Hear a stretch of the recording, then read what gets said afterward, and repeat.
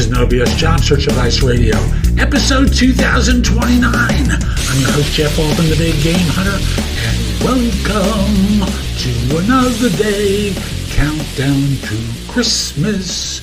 Ooh, yeah! And today's show is about following up after an interview. Hope you find it helpful and give it a great review wherever you listen to the show.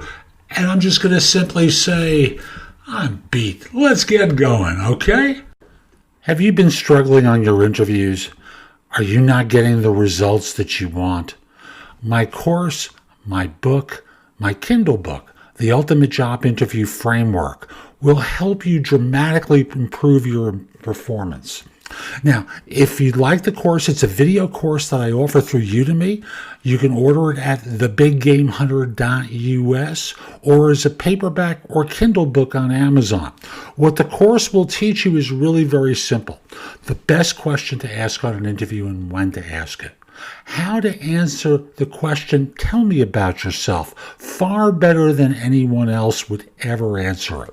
In addition, you'll be able to tell stories that connect the dots with the interviewer about how your background fits the role and be able to ask questions that are going to allow you not to step into the minefield that you've been in too many times before in your job search and in your career. So again, it's called the Ultimate Job Interview Framework. It's available on Udemy. That's udemy.com.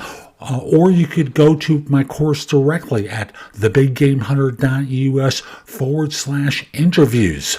Again, available inexpensively as a course or as a paperback or Kindle book on Amazon. Now, let's get back to the show. Now, let's talk today about following up after the interview. You've had an interview that you're really thrilled about, or you just got that vibe about that said you did a great job and you're really excited about it. How do you follow up? When do you follow up? Now, for years, follow up meant sending a thank you letter. That translated into you hand wrote or typed or word processed a letter, mailed it to someone, and waited for a response. We don't have to go that far anymore. Although it's a nice touch to mail a letter, by the time that they get it, it's too late. They've already made a decision. What you want to do is follow up shortly after the interview, like when you get home. You've had a chance to rest for a little bit. You sit down and with your thoughts about the job digested, you send an email to the folks that you met with. If it's 1, 2, or 3 people, you vary the letter a little bit. But the theme is basically to thank them for inviting you into interview and then to express your interest in the role. I just want to let you know how interested I am in the position and I feel I'd be a good fit. Let me explain why I would be a good fit. And then you list 2 or 3 factors that, based upon your discussion, indicate that you would fit the role very well. And then you conclude with, I look forward to hearing from you about the next step in the process. Now, if you don't get a response from them, there's a message in that. Now, the message could be, we're still interviewing, we don't want to make a commitment yet to you, or we're just not interested. You have to sit tight for a while. And if you haven't gotten a response a few days later, I'm not talking about one day, I'm talking about 4 or 5 business days later. Then you might try a phone call to say, hi, I hadn't heard from you. I just wanted to let you know of my interest.